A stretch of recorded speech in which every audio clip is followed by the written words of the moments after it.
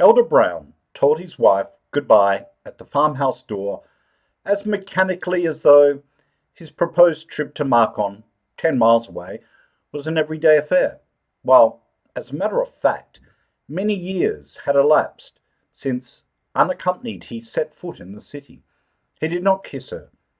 Many very good men never kiss their wives.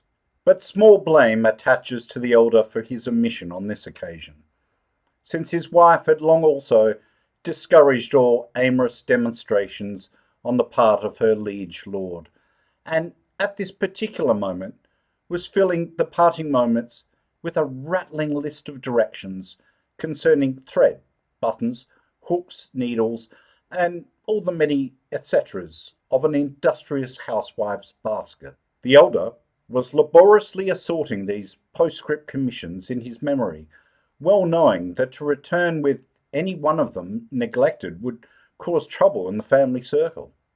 Elder Brown mounted his patient steed that stood sleepily motionless in the warm sunlight, with his great pointed ears displayed to the right and left, as though their owner had grown tired of the life burden their weight inflicted upon him, and was old soldier fashion, ready to forgo the once rigid alertness of early training for the pleasures of frequent rest on arms.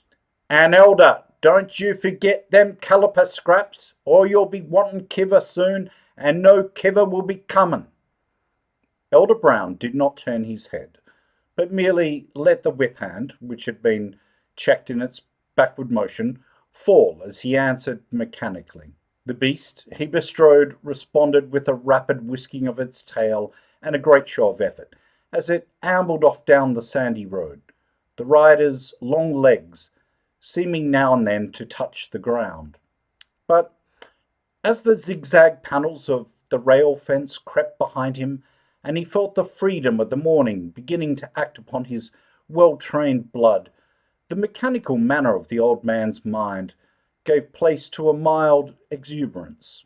A weight seemed to be lifting from it ounce by ounce, as the fence panels, the weedy corners, the persimmon sprouts and sarsaparilla bushes crept away behind him, so that by the time a mile lay between him and the life partner of his joys and sorrows, he was in a reasonably contented frame of mind, and still improving. It was a queer figure that crept along the road that cheery May morning. It was tall and gaunt, and had been for 30 years or more. The long head, bald on top, covered behind with iron grey hair, and in front with a short tangled growth that curled and kinked in every direction, was surmounted by an old-fashioned stovepipe hat, worn and stained, but eminently impressive. An old-fashioned Henry Clay cloth coat, stained and threadbare, divided itself impartially over the donkey's back and dangled on his sides. This was all that remained of the elder's wedding suit of 40 years ago. Only constant care and the use of late years limited to extra occasions had preserved it so long. The trousers had soon parted company with their friends. The substitutes were red jeans, which, while they did not well match his court costume, were better able to withstand the old man's abuse, for if, in addition to his frequent religious excursions astride his beast, there ever was a man who was fond of sitting down with his feet higher than his head, it was the selfsame Elder Brown. The morning expanded, and the old man expanded with it. For while a vigorous leader in his church, the elder at home was, it must be admitted, an uncomplaining slave. To the intense astonishment of the beast he rode, there came new vigour into the wax which fell upon his flanks, and the beast allowed astonishment to surprise him into real life and decided motion. Somewhere in the elder's expanding soul a tune had begun to ring. Possibly he took up the far, faint tune that came from the straggling gang of negroes away off in the field, as they slowly chopped amid the thread-like rows of cotton plants which lined the level ground. For the melody he hummed softly and then sang strongly in the quavering, catchy tones of a good old country churchman, was, "I'm glad salvation's free." It was during the singing of this hymn that Elder Brown's regular motion-inspiring strokes were for the first time varied. He began to hold his hickory up at certain pauses in the melody and beat the changes upon the sides of his astonished steed. The chorus under this arrangement was, "I'm glad salvation's free, I'm glad salvation's free, I'm glad salvation's free for all, I'm glad salvation's free." Wherever there is an italic, the hickory descended. It fell about as regularly and after the fashion of the stick beating upon the bass drum during a funeral march. But the beast, although convinced that something serious was impending, did not consider a funeral march appropriate for the occasion. He protested at first, with vigorous whiskings of his tail and a rapid shifting of his ears. Finding these demonstrations unavailing, and convinced that some urgent cause for hurry had suddenly invaded the elder's serenity, as it had his own, he began to cover the ground with frantic leaps that would have surprised his owner could he have realized what was going on. But Elder Brown's eyes were half closed, and he was singing at the top of his voice, lost in a trance of divine exultation, for he felt the effects of the invigorating motion, bent only on making the air ring with the lines which he dimly imagined were drawing upon him the eyes of the whole female congregation. He was supremely unconscious that the beast was hurrying. And thus the excursion proceeded, until suddenly a shot, surprised in his calm search for roots in a fence corner, darted into the road and stood for an instant gazing upon the newcomers with that idiotic stare which only a pig can imitate. The sudden appearance of this unlooked-for apparition acted strongly upon the donkey. With one supreme effort he collected himself into a motionless mass of matter, bracing his front legs wide apart. That is to say, he stopped short.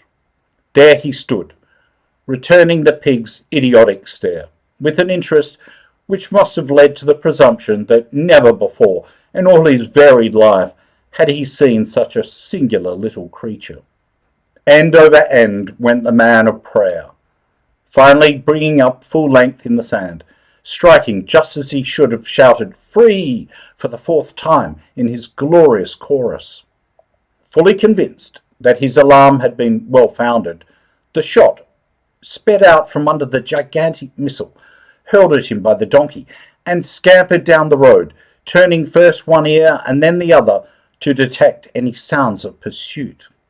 The donkey, also convinced that the object before which he had halted was supernatural, started back violently upon seeing it apparently turn to a man. But seeing that it had turned to nothing but a man, he wandered up into the deserted front fence corner and began to nibble refreshment from a scrub oak. For a moment the elder gazed up into the sky, half impressed with the idea that the camp meeting platform had given away. But the truth forced its way to the front in his disordered understanding at last, and with painful dignity he staggered into an upright position and regained his beaver. He was shocked again. Never before in all the long years it had served him had he seen it in such shape. The truth is, Elder Brown had never before tried to stand on his head in it.